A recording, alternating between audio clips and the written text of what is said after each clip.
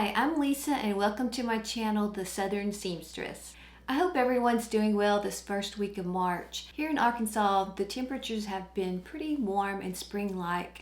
I think there's a saying that March comes in like a lion and goes out like a lamb, and that has certainly been true this week. The last few days the wind has been really gusty, blowing leaves and branches all around. So I will be glad when the wind kind of dies down and I can enjoy being outside more. In today's video, I want to share my last sewing project that I just completed and also what I'm going to be working on in the next couple of weeks.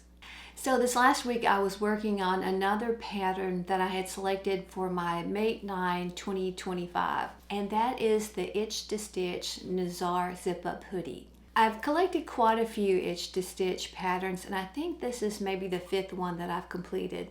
I find that the Itch to Stitch patterns fit me pretty well without many alterations. So the Nazare Zip-Up Hoodie comes in sizes 00 to size 40, and that is a bust size of 31 inches all the way up to 60 inches.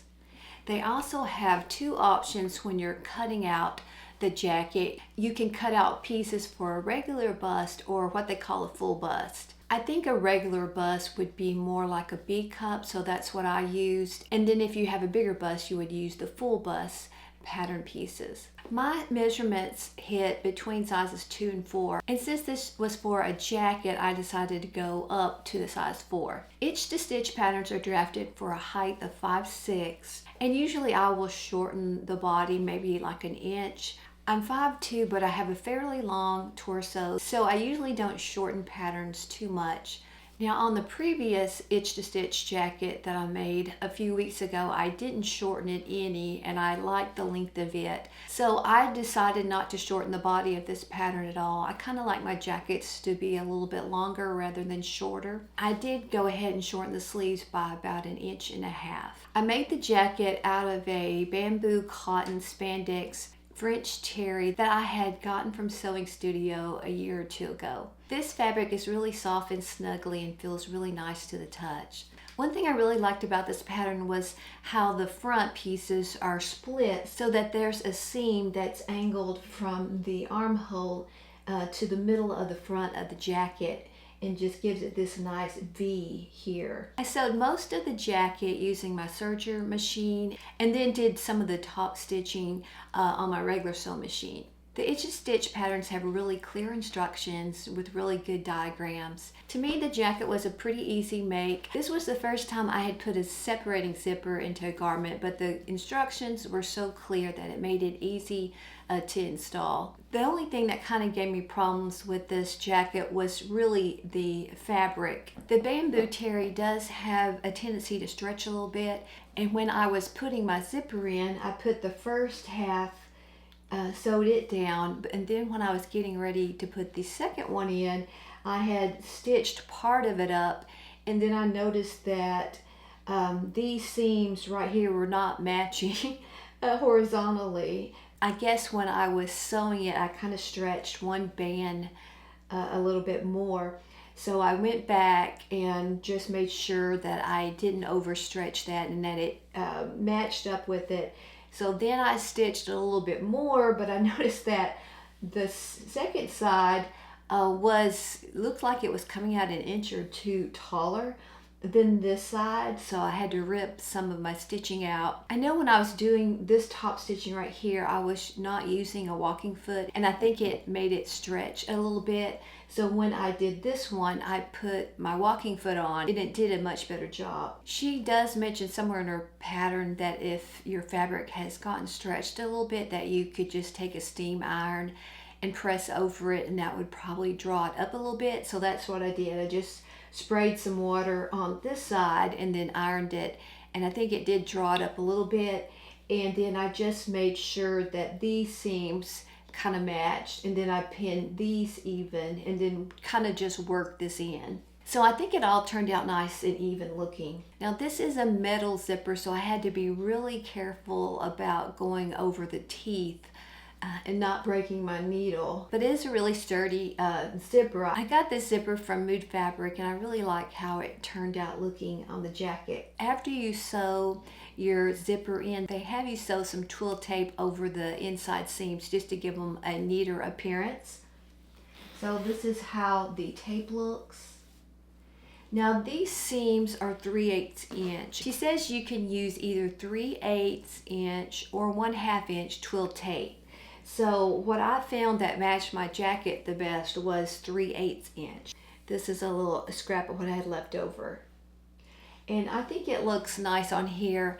I would say if I did the jacket again, I would try to go with a 1/2 inch twill tape instead of the 3/8.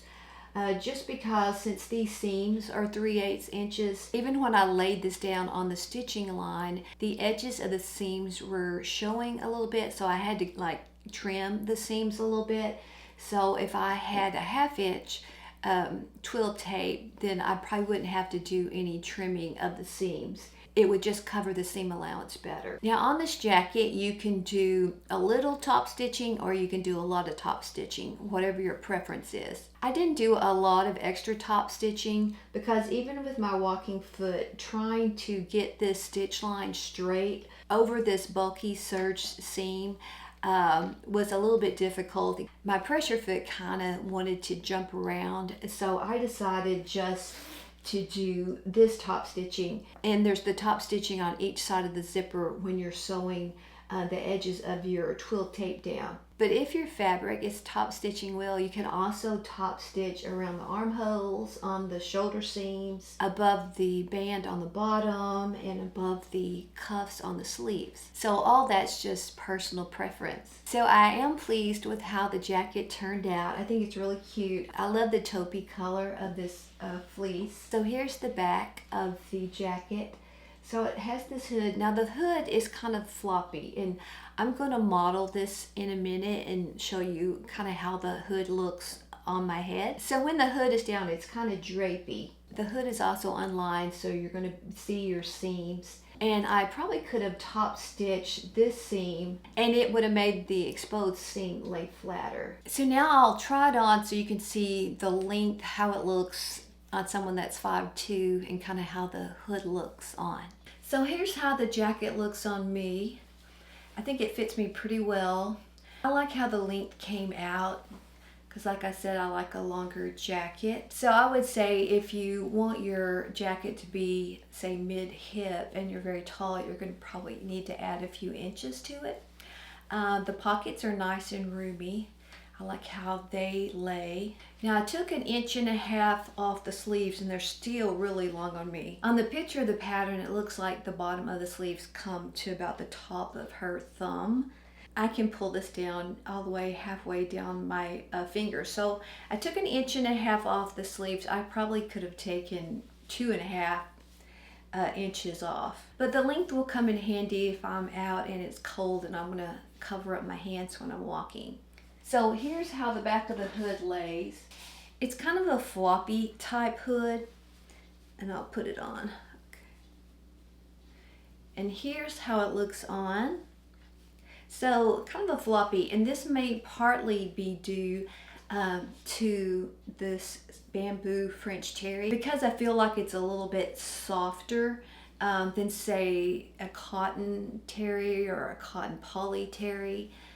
And that probably has something to do with it, and may have stretched a little bit when I was sewing down the edge of the hood. So I think I like this pattern enough that I would make it again. I think it would be nice too if it came with a hoodless option and just had sort of a band around the collar. I'm not sure exactly how I would modify that. I might could find a similar jacket pattern that has that option and try to put it on this jacket. But anyway, I think it's a really nice jacket pattern and it's well drafted. So that's the Nazare Zip-Up Hoodie by Itch to Stitch Patterns. The next garment pattern that I'm going to be making is going to be this top from New Look in 6644. It's just a simple little V-neck pullover. I got this pattern a couple years ago, and when I got it, I really liked the top and the pants. So I want to make both of those. And right now I've already got the top cut out, so it shouldn't take me long to sew it up. So I'll be sharing how that turned out in a video this month.